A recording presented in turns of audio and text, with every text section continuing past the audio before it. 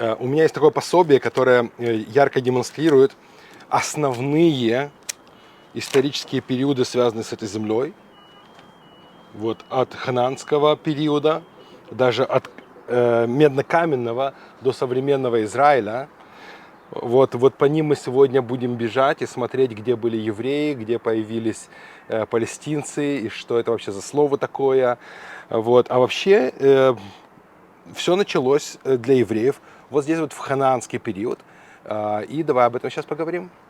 Самый древний исторический период, который начинается в этой земле, когда сюда приходит Авраам, называется ханаанский период. Земля Ханаан, вот примерно вот в таких вот размерах она существовала, с Ливаном на севере, с началом Египта на юге, и вот идет, значит, ее граница шла по Средиземному морю, и здесь по реке Иордан, по Мертвому морю и озеру Кенерет. Кто здесь жил? Здесь жили 7 племен ханаанских. Ханаан, он был внуком Ноя, согласно библейской истории. И вот все 7 его потомков расселились по этой земле. Это была действительно очень плодородная, хорошая земля. И одно из племен, которое населяло эту землю, это было племя, которое называлось Иевусеи. Они основали Иерусалим, город, который сейчас находится за нашей спиной. Эти народы, это были языческие народы, и они поклонялись разным богам. И говорили на языке, который называется ханаанский язык. Это, скажем так, прототип сегодняшнего иврита. Это та же языковая группа. То есть это были такие языческие народы, разбросанные по этой земле. И что интересно, в этот исторический период, который начался почти 3600 лет до нашей эры, в эту землю приходит Авраам. Вот в этот период, примерно 18 веков до начала, до Христа, приходит Авраам, и это начало еврейского, скажем так, присутствия на этой земле. Здесь, в горах Мориа, где мы снимаем, Бог явился Аврааму и дал ему обещание, что твои потомки унаследуют эту землю. Я думаю, что это важно подчеркнуть, потому что это, еще раз скажу, было 18 веков до нашей эры, приблизительно такой период.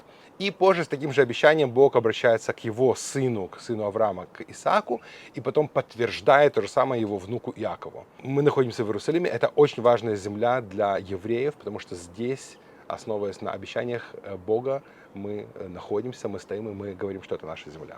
Можно провести такую параллель с тем, что у Израиля нету юридической конституции, да, как какого-то собранного документа. Можно ли считать, что вот то, что записано в книге Берешит, да, в Торе, по сути, вот это обещание Бога Аврааму, вот это обетование, что твои потомки, что эта земля достанется им, что это, по сути, является нашей такой еврейской конституцией, которая действует уже тысячелетия, и на базе которой мы, собственно, и не то что претендуем на эту землю, мы ее по праву считаем своей. Я не думаю, что это можно считать конституцией, но это один из самых древних документов мировых, который как раз говорит, что да, эту землю Всевышний дал евреям. И в нашей стране есть люди верующие, есть атеисты, но есть такая шутка, что даже атеисты-кибуцники, они говорят, хоть Бога и нет, но Он обещал нам эту землю. Теперь, в этот же период, пока хананеи жили здесь, примерно на границе 13 и 12 веков до нашей эры, в эту землю заходит группа людей, которых мы знаем по имени филистимляне. И вот эти ребята, они очень важные как раз для нашей темы. истории. Да, да. Что это была за группа людей? Это была коалиция из 5 народов, которые населяли регион Эгейского моря. И они вторгаются в Египет, пытались завоевать Египет, им это не удалось. И они осели в 5 городах прибрежных, в Газе, Ашкелоне, Ашдоде, также в Экроне и в городе Гат. То есть вот на побережье, южном побережье Израиля, они поселились в 5 городах. Самое сильное племя, оно называлось Плештим или Палашту. И отсюда, по всей видимости, происходит еврейское слово «лифлош» – «вторгаться». То есть они считались вторженцами для этой земли. Это были люди другой культуры, другого языка, они были греческой культуры. Они принесли сюда древний греческий язык, совершенно другой пантеон богов. И вот здесь вот они осели, примерно вот в таком вот участке земли. И отсюда они дальше вторгались в землю, которая которую населяли евреи. Было очень много столкновений, тот же Давид и Голиаф, это вот как раз об этом. И вот этот край, он на некоторых картах обозначается как Филистия. Вот место, которое контролировали филистимляне. Позже это слово Филистия, оно превратится в Палестина. Мы спустились с Оливковой горы в самое древнее место. Можно это считать, Барух, самым древним местом Иерусалима? Да, так и есть. Раскопки города Давида. Мы очень рады, что мы смогли сюда сегодня попасть и увидеть весь масштаб этот своими глазами. Да, действительно, Иерусалим стал столицей еврейского царства. Как раз примерно в 12 веке до нашей эры Иисус Навин, это помощник Моисея. Ишуа бен Нун, если говорить на иврите, да. И он привел израильские войска в эту землю, завоевал Ханаан. И 200 лет позже Давид, кто стал царем Давидом, он как раз завоевал Иерусалим. И вот здесь вот мы видим раскопки Иерусалима самых древнейших времен, как раз со времен Хананеев и Давида. И Иерусалим стал столицей Израильского царства. Позже такой большой Израиль разделился на Северное и Южное царство, и Иерусалим продолжил быть столицей Иудеи, царства под названием Иудея. Кто населял эту землю тогда?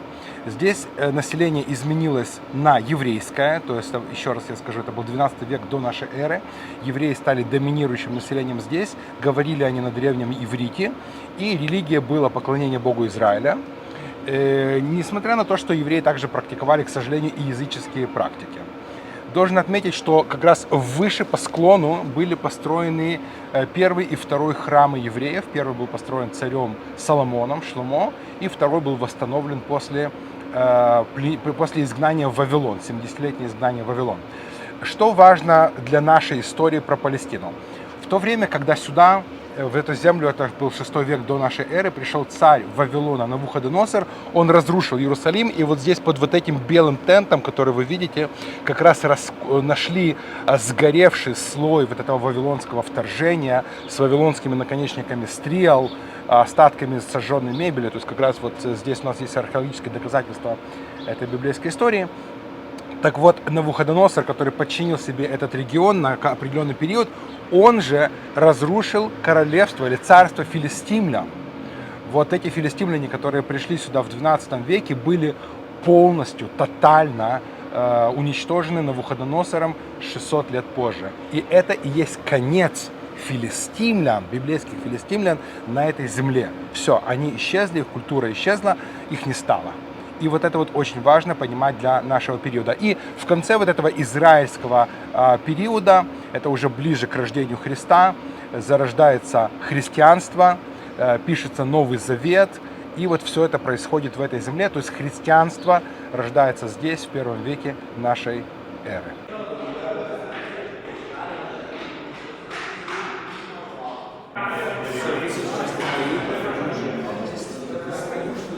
Для меня это место, наверное, по-настоящему самое трогательное. Всегда, когда я здесь нахожусь и вспоминаю историю этого места, у меня реально мурашки бегут по коже от того, что сегодня мы здесь.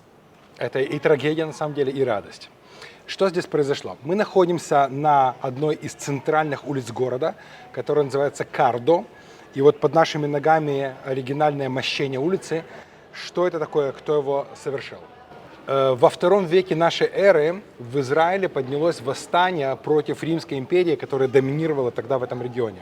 Его возглавил человек по имени Шимон бар Кохба, который, как оказалось, был лжемессией. Сегодня многие в Израиле его считают национальным героем, борцом за освобождение, но в реальности к чему привело его восстание против римлян? К массовому уничтожению земли. Дело в том, что это восстание случилось во время правления могущественного императора Римской империи по имени Адриан. Адриан не был слабаком, и на восстание он отреагировал супер жестко.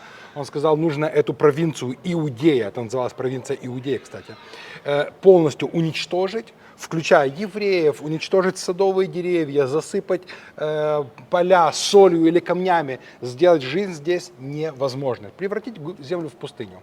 И для подавления этого восстания сюда направились огромное количество римских войск, 10 легионов пришло сюда, не для того, чтобы подавить восстание, но просто опустошить землю, и да, это было сделано.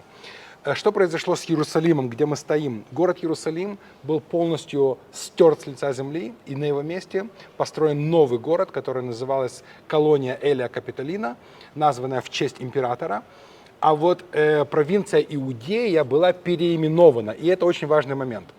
Я бы даже сказал, это ключевой момент. Это, да, супер момент. Император искал, как можно насолить оставшимся, выжившим евреям максимально, и он нашел имя филистимлян, которых к тому времени не существовало уже 700 лет. Он воскресил их имя, потому что филистимляне некогда были злейшими врагами евреев, и вот он сказал, вот это имя мы воскресим, и именем Палестина Сирийская мы назовем эту провинцию.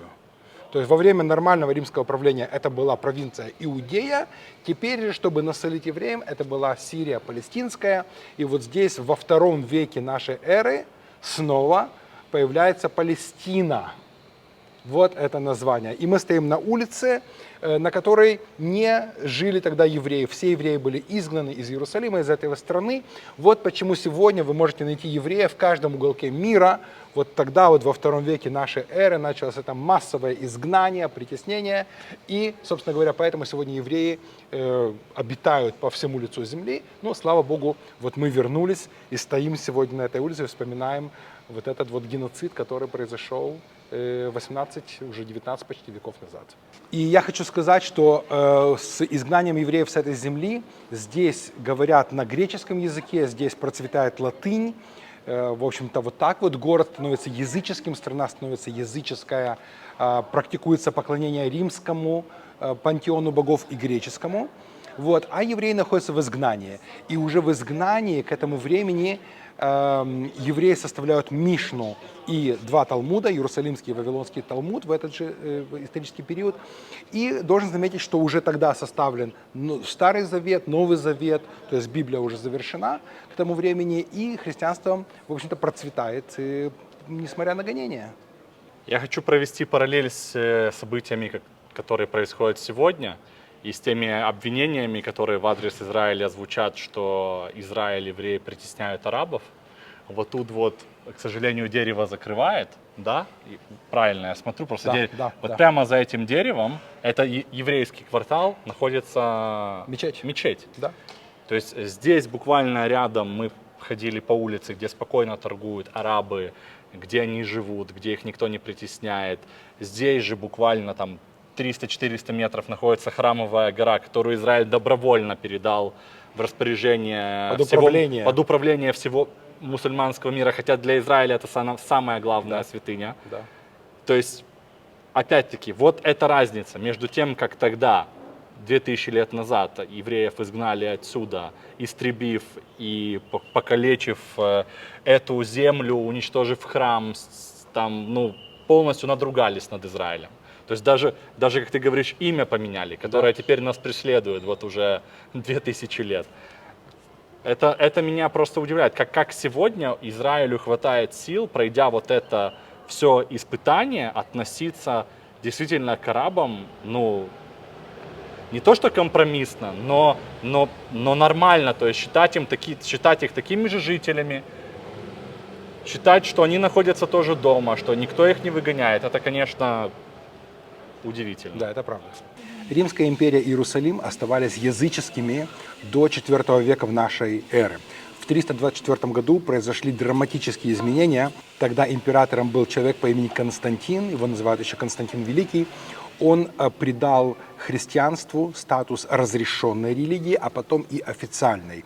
И таким образом языческая империя Рима стала христианской империей. В то время началось массовое строительство храмов, как, например, вот этот, где мы находимся, храм Гроба Господня. Это самый важный храм для христианского мира. Это более важное здание, чем Ватикан сегодня.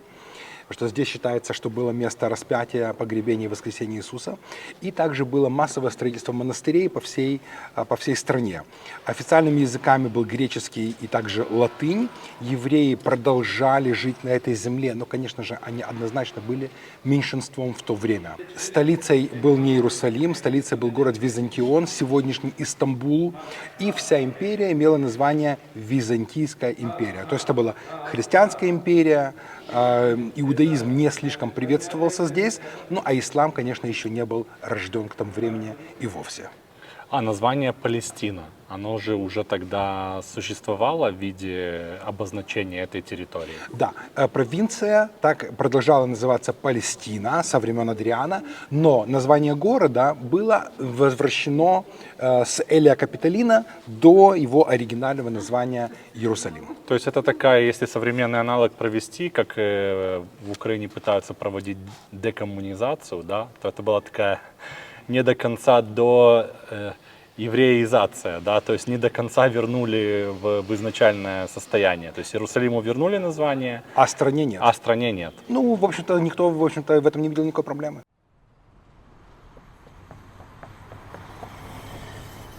Продолжаем двигаться по истории этой земли и упорно пытаемся найти здесь Палестину. Христианский или византийский период в этой земле завершился после столетней войны между христианской Византийской империей и империей персов.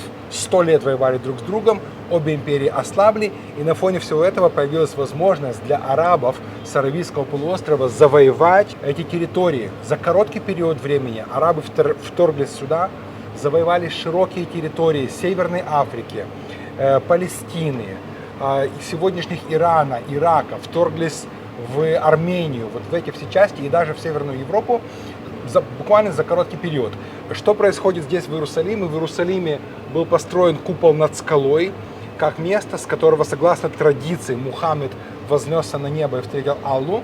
И вот черный купол мечети Аль-Акса.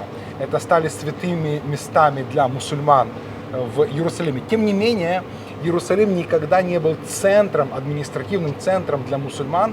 Это была часть больших империй. Поначалу эта земля была частью империи Омейядов, чей центр был в Дамаске, не здесь. Позже другая династия сменила их, династия аббасидов.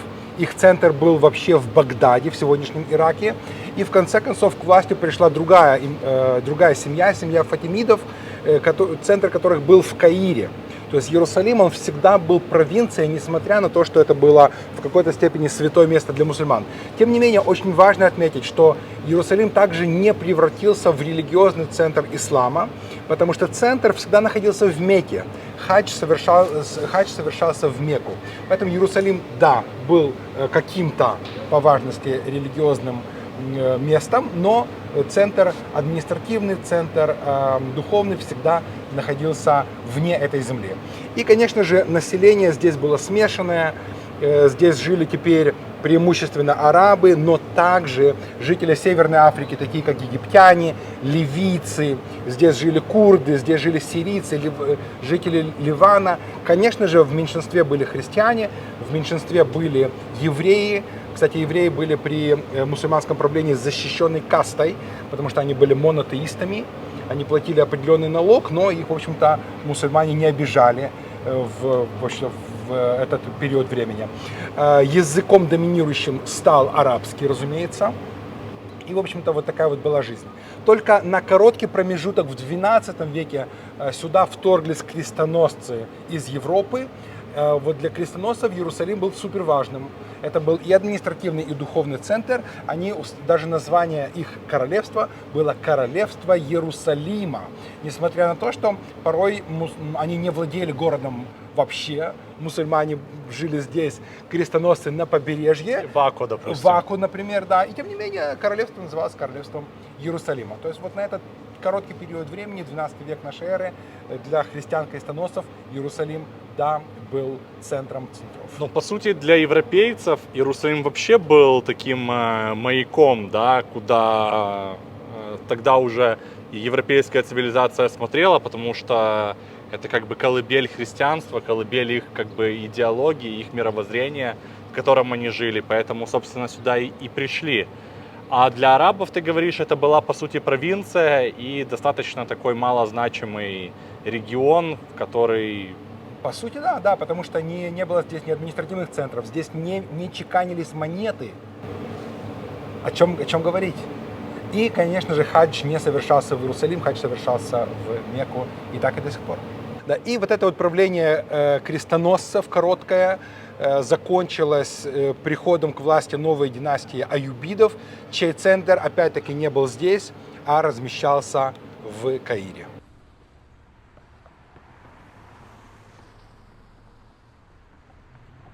Продолжение этого мусульманского периода было очень интересное. К власти пришла группа людей, которые называются мамлюки. Они были различные по происхождению. Это были все мусульмане, чей центр находился в Каире. Так вот, в их правлении Иерусалим стал местом ссылки для знати, которая утратила свою власть. То есть Иерусалим в период правления мамлюков, а они правили здесь с 13 по 17 век нашей эры, это была такая себе Колыма, куда отправляли неугодных людей, которых не хотели видеть в столице, в Каире. И вот здесь они построили очень много домов, мы как раз между ними находимся. И такая архитектура известна также в Испании, и она представлена в Иерусалиме. То есть знать, которая утратила свою силу, свое влияние, были сосланы сюда, вместо того, чтобы быть просто обезглавленными, и вот построили здесь дома, которые остаются здесь до сих пор. Ну, то есть это еще одно такое яркое подтверждение отношения мусульманского мира к Иерусалиму в то время. Да, в то время это был такой себе святой, но неважный город. Виталий, мы находимся на центральной улице города, у исторического здания библиотеки. И как ты можешь видеть, что здание оно не очень ухожено, как и много других зданий в городе. Они находятся в частном владении. И, в общем-то, к сожалению, это показывает не очень заботливое отношение местного населения к святому, да, по их утверждению, городу. То есть я хочу подчеркнуть, что муниципальные власти не имеют права нести ответственность за внешнее состояние вот этих домов. То есть это полностью в частных руках находится. Да, это частная собственность. Муниципалитет вывозит мусор, убирает улицы города, но он не может вмешиваться в частные владения и говорить, как они должны выглядеть. То есть это, собственно говоря, отношение самих местных жителей к городу. Барух, до конца Первой мировой войны эта территория, Иерусалим, современный Израиль, входил в Османскую империю. Что это был за период, что здесь происходило? Ну вот мы оттолкнемся от мамлюков, для которых Иерусалим был ссылкой. В 17 веке нашей эры стал доступен порох. И вот османы быстро вооружили свою армию ружьями и завоевали за считанные годы огромные территории вот, в восточной части Средиземного моря. Все, что было доступно, куда можно было дотянуться, они дотянулись. И по площади Османская империя была самой крупной за всю историю вообще империи на планете. И османы правили здесь 400 лет. 400 лет. Центр снова-таки был в Константинополе, поскольку это был исламский халифат. Естественно, что официальная и только разрешенная, так скажем, религия была ислам. Но за этот период никто не вкладывал особо в Иерусалим. Иерусалим и, скажем, вся эта земля, она превратилась в такую, пришла в упадок, превратилась в депрессивный район, небезопасный для торговли. То есть все торговые пути были обрезаны. И, в общем-то, было очень грустное время здесь. Население сократилось. Единственное достижение османов это было правление султана Сулеймана Великолепного, который построил стены и ворота города, как раз вот это его конструкции, которые здесь стоят уже 400 лет. И то стены города были построены, чтобы защитить жителей от диких животных и вторжения разбойников. То есть это был совершенно ужасный край, место, в котором вы не хотели бы жить. То есть если представить, что в вашем городе есть какой-то депрессивный, небезопасный район, да, куда вы не то что ночью не хотите ходить, но даже днем, то вот аналогом этого района был тогдашний Иерусалим. Это было вообще вся Палестина, вот превратилась в такой край, об этом писал Марк Твен. И также это можно увидеть на старых фотографиях. Фотографии, которые вы видите сейчас, взяты из библиотеки Конгресса США. Вы можете даже сами погуглить их, найти больше. И вы видите, что это не было какой-то процветающий край, несмотря на кажущуюся святость этого места. Как здесь жили евреи, если они здесь жили? В каком количестве и как они уживались с арабами на этой территории? Всего к концу Османского империи в Палестине проживало около 6 тысяч человек. Они жили в 4 святых городах: Иерусалиме, Хевроне, Цфате и Твери. 6 тысяч, небольшая популяция, да и популяция Палестины была совершенно небольшой. Жили бедно на пожертвования евреев из Европы, но уживались, да, уживались.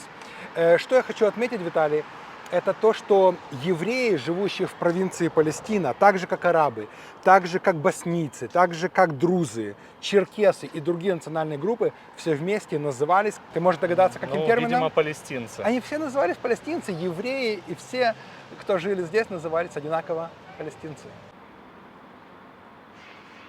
Я думаю, что мы добрались до одной из самых интересных частей нашей истории. Это британский мандат.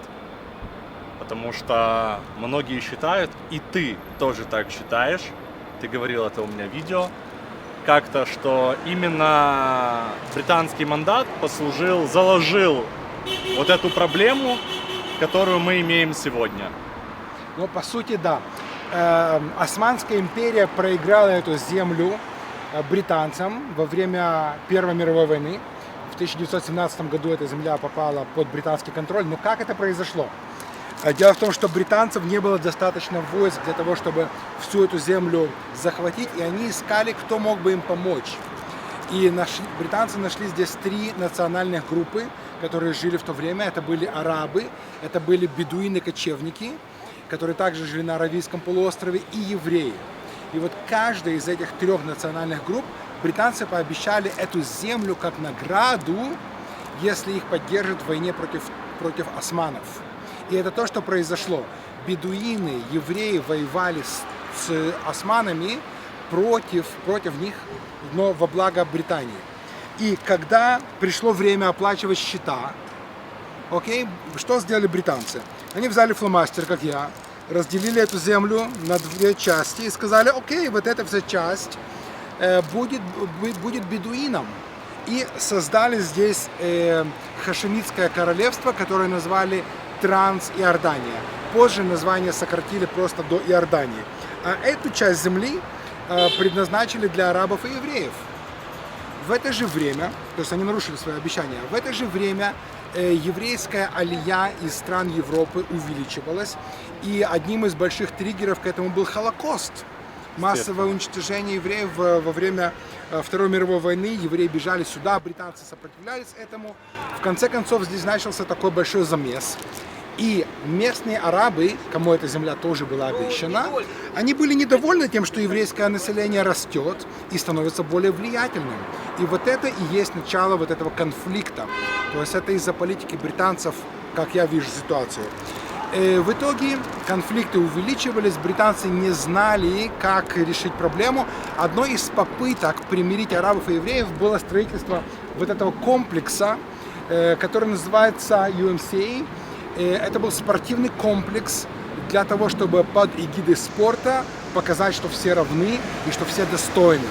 К сожалению, эта попытка провалилась, что мы все равны, все достойны, но тем не менее конфликты продолжались, и тогда британцы обратились к Организации Объединенных Наций, что делать. И он прислал 3 комиссии, все 3 комиссии рекомендовали одно и то же решение. На этой земле должно быть создано 2 государства для арабов и евреев согласно большинству населения. То есть, если, скажем, район Тель-Авива был больше населен евреями, это была бы часть еврейского государства. Если Галилея была больше арабской, это была бы часть такого государства арабского.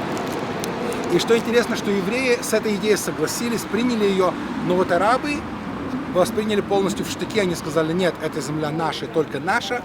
И ООН проголосовала за такую за такой проект. Такое голосование было 29 ноября 1947 года. И это была точка, на следующий день, это была точка для основания в будущем государства Израиль. И в этот момент, на следующий день, начались нападения арабских жителей под британским мандатом на еврейских жителей под британским мандатом. То есть палестинцы атаковали палестинцев, палестинцы арабские атаковали палестинцев еврейских, что они тоже назывались палестинцами, и началась, по сути, гражданская война под британским мандатом в этой земле.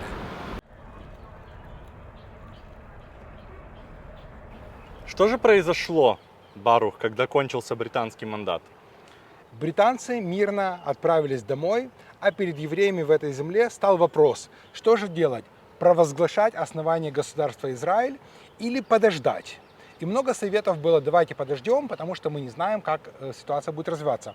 Тем не менее, очень такой мощный лидер еврейского ишува, еврейского представительства здесь, Давид Бен-Гурион, он решил, что будет правильным воспользоваться историческим шансом, провозгласить государство Израиль. И это было сделано 14 мая 1948 года. Основание государства Израиль было великой радостью для евреев, но также несло смертельную угрозу со стороны арабских стран и местного арабского населения, которое уже воевало с евреями. И действительно, что произошло следующее? Была война, которую мы называем войной за независимость. На этой карте я стрелками обозначил пути вторжения наших соседей в только что родившийся Израиль. С севера вторглись ливанцы, с северо-востока сирийцы атаковали Галилею, а с востока зашли иорданцы, которые оккупировали массивные земли Самарии, Иудеи и Иерусалим. Вот город, который находится у нас за спиной, был под иорданской оккупацией 19 лет до шестидневной войны. А с юга зашли войска Египта. Кроме этого, Ирак, с которым у нас нет общей границы, тоже прислал свои войска воевать против евреев. Каким-то чудом Израиль выстоял в той войне, даже отодвинул своих оппонентов, своих врагов. Тем не менее, Иерусалим оставался в руках иорданцев в течение 19 лет. Полностью еврейский квартал был разрушен. Вы можете видеть фотографию, как выглядел квартал после 19 лет под иорданской оккупацией. И вот со стен города иорданские снайперы стреляли в жителей района Мешкинот-Шеананим, который находится вот тоже за нами. Тогда это был район для самых бедных людей, сегодня это процветающий квартал Иерусалима. Тогда иорданские снайперы просто вот стреляли в несчастных жителей этого квартала. И вот эта долина внизу, она и была границей между Иорданией, или территорией, контролируемой Иорданией, и Израилем. И, собственно говоря, вот это и была такая международная граница в течение 19 лет. Что же было с населением? Большинство арабов, которые поддержали страны-вторженцы, бежали вместе с ними, собственно говоря, от наступающих израильтян, когда израильтяне брали верх. И они теперь называют себя беженцами, выдают себя за жертв израильской агрессии, хотя они шли убивать евреев вместе с войсками арабских армий. Они бежали в страны, такие как Иордания, собрались в секторе Газы, в Египет, в Ливан. И около 800 тысяч таких беженцев было арабских, которые начали войну против Израиля, потом были вынуждены бежать. В это же время поднялась ненависть к еврейскому населению в арабских странах. И около тоже 800 тысяч приблизительно евреев были вынуждены оставить свои дома и перебраться в Израиль. Что произошло с евреями? Евреи были приняты здесь, они стали частью страны, а вот бежавшие арабы не были приняты своими сородичами.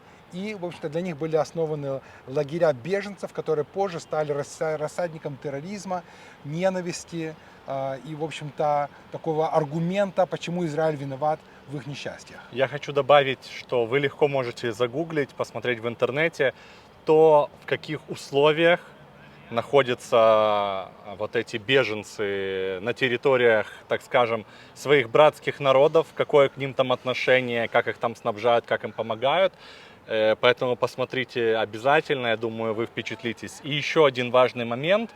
что произошел просто нонсенс в юридической мировой практике, что именно вот этим арабам, беженцам, ООН придало статус как бы наследственности.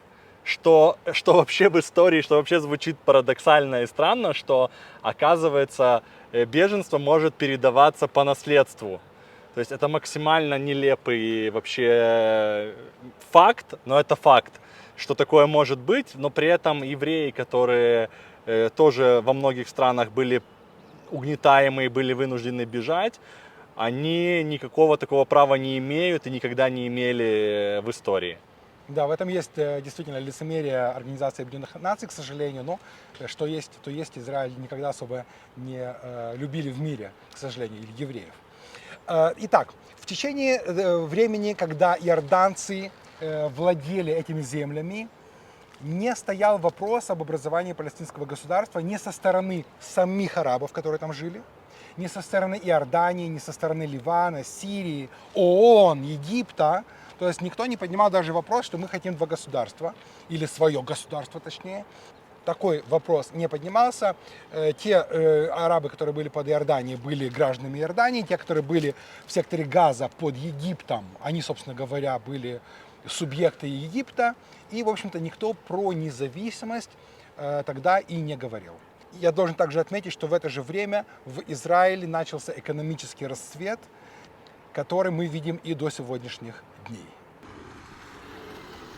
Мы продвигаемся дальше и подходим теперь к очень важной дате в нашей истории. Это 1967 год, шестидневная война. В ее ходе Израиль вернул контроль над территориями, которые ранее были захвачены иорданцами. Если мы взглянем на карту снова, это будет территория Иудеи, Самарии и Иерусалима, где мы находимся. Также Израиль взял под контроль сектор Газа и Синай. В израильских намерениях было вернуть эти территории обратно Иордании и Египту в обмен на мирные договора. Но иорданцы сказали нет, и также египтяне не захотели возобновлять контроль над сектором Газа в частности. И оказавшись вот в таком вот положении, арабы вспоминают, что а ведь ООН же предлагала идею о двух государствах, а давайте-ка вот теперь, проиграв все и вся, давайте-ка создадим палестинское государство. И что получилось в результате? Иерусалим был отстроен, мы сейчас находимся как раз в отстроенном еврейском квартале города. Кстати, вот синагога, которая находится за нами, она была уничтожена иорданцами во время вторжения в 1948 году. Сейчас она отстроена, слава богу, и еврейская жизнь вернулась снова в город. Вот. А что же произошло на этих территориях, где большинством-то были арабы? Они не были согласны с властью Израиля, и начались различные столкновения, начались недовольства, восстания, интифады, в конце концов, которые привели израильское правительство к мысли о том, что мы должны отдать эти земли с плотным арабским населением для их собственных, так сказать, нужд. И в итоге в 1993 году были подписаны соглашения Ословские, которые создали вот в этих частях палестинскую администрацию. Что это такое было? Идея была, что мы возвращаем эти земли под самоуправление уже местных арабов. Пусть они выберут себе правительство, пусть они создадут государственные институты. И по сути это будет шаг к основанию государства Палестина. Такое соглашение было подписано сроком на 6 лет. Было решено, что 6 лет вполне достаточно. В итоге, что вышло в итоге? Не удалось арабам сформировать собственное правительство, началась борьба за власть, началась дележка власти, и этот план провалился. В итоге получилось, что сегодня евреи отдали вот эти вот исторические земли свои под управление палестинской администрации, но мир в итоге не получили. Я как раз хочу это подтвердить, что эти соглашения назывались территории в обмен на мир. Что именно под таким лозунгом их продвигали в первую очередь в Израиле, для местного израильского населения. То есть это была такая кампания, что мы отдаем вот эти территории, но зато мы получаем мир. в конечном итоге, знаешь, как говорится, если ты не хочешь позора, да, там, и что ты выбираешь, войну или позор, там, выбираешь позор, то будет позор с войной, И да. война, да. В итоге мы получили ни мир, ни территории. Да, к сожалению, мы получили такой горький урок. Дело в том, что жители палестинской автономии, они не признали существование легитимность государства Израиль, и поэтому отказывались, и до сих пор отказываются, между прочим, принимать израильское подданство. У них нет израильских паспортов. Они не граждане Израиля. Таких людей около 2,5 миллионов на территории Самарии и Иудеи и более 2 миллионов в секторе Газа. Огромное количество людей. Так вот, для того, чтобы отличать себя от евреев, арабов, друзов, армян и других национальностей в Израиле, которые имеют гражданство Израиля, они начали называть себя не иначе как палестинцы. То есть, называя себя палестинцами, а не арабами, они показывают, что мы антиизраильские. Потому что на самом деле не существует исторической связи между этой группой населения и древними филистимлянами. Это только термин, который был воскрешен императором Адрианом когда-то. Получается, что сегодняшние палестинцы – это не филистимляне, которые много веков назад населяли эту землю. Это арабское это тоже такой собирательный термин, потому что там есть арабы, там есть сирийцы, ливанцы, алжирцы. То есть слово арабы – это собирательный термин сегодня. Поэтому они больше не называют себя так, они называют себя палестинцами, чтобы поставить себя как бы анти-Израилю. То есть, как я это понимаю, что арабы, которые живут в Иордании, и арабы, которые живут в Иудее и Самарии, они этнически абсолютно одного происхождения и друг от друга ничем не отличаются. Только те арабы приняли независимость Иордании, да, подданство, а эти категорически отказались. Но этнически это одни и те же самые люди. Большая часть Иордании сегодня это те, кто... Они называют себя до сих пор палестинцами, потому что во время войны за независимость они бежали, проиграв войну за независимость, они бежали в Иорданию. И поэтому они имеют гражданство Иордании, но тем не менее они любят себя называть палестинцами тоже, опять-таки используя этот термин политически. Потому что он просто выгоден сейчас. Он более ярко звучит в некоторых кругах, чем иорданец, да? Он показывает, что вот мы были, значит, выгнаны, изгнаны там, с наших исторических земель и так далее. То есть это такой спекулятивный термин. Но в Иордании они не заявляют, что мы хотим собственное государство. А здесь, да, мы хотим свое государство. Еще одной попыткой принести мир в арабо-израильские отношения была программа размежевания сектора Газы.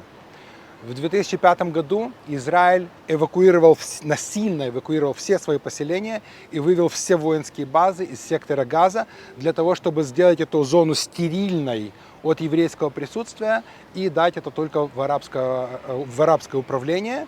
И чем все закончилось, мы знаем. Вместо того, чтобы получить мир, мы получили ненависть. Во всех провалах палестинская администрация винит Израиль, несмотря на мощнейшее финансирование со стороны ООН, со стороны Катара и других стран-доноров, не была создана ни администрация, ни единое правительство, и ничего, собственно говоря, государство не удалось, не состоялось. Вместо этого только есть агрессия по отношению к Израилю, упреки, Израиль всегда виноват и так далее. И это наталкивает на мысль, что возможно, что никогда и не было этого намерения о добрососедских отношениях. Понимаешь, что возможно это все было просто спекуляция для того, чтобы приобрести земли, власть, оружие и потом стараться израильтян из этой земли просто изжить. Для меня как главный итог сегодняшнего нашего с тобой разговора, он заключается в том, что именно евреи, как нация, добавляют и создают единственную ценность на этой земле. Потому что из того, что ты сказал, вот за весь период мусульманского правления эта территория была максимально депрессивной, отсталой, никому не интересной, даже тем людям, которые ей управляли. Пока сюда не пришли евреи, не вернулись домой, не начали восстанавливать свой дом, не начали делать его действительно землей, в которой течет молоко и мед, и тем самым не начали мешать всем остальным. Ну, собственно говоря, то, что вот у нас за спиной, да, это сегодняшний Иерусалим.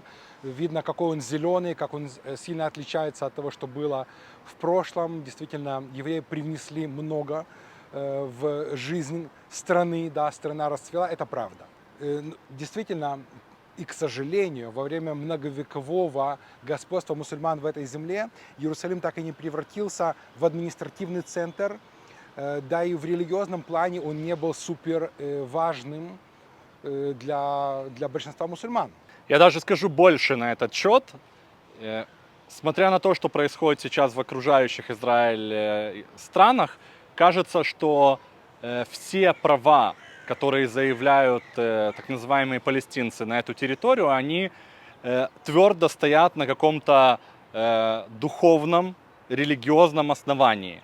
Но если мы возьмем тот же самый Коран, да, основу их религии мусульманской, в нем нет ни одного упоминания вообще о городе Иерусалиме, в отличие от Ветхого и Нового Завета, где он десятки, сотни раз упоминается, и прославляется, и поются псалмы этому городу, и говорят «Просите мира Иерусалиму», да, что это путеводная звезда для евреев, для христиан в мире.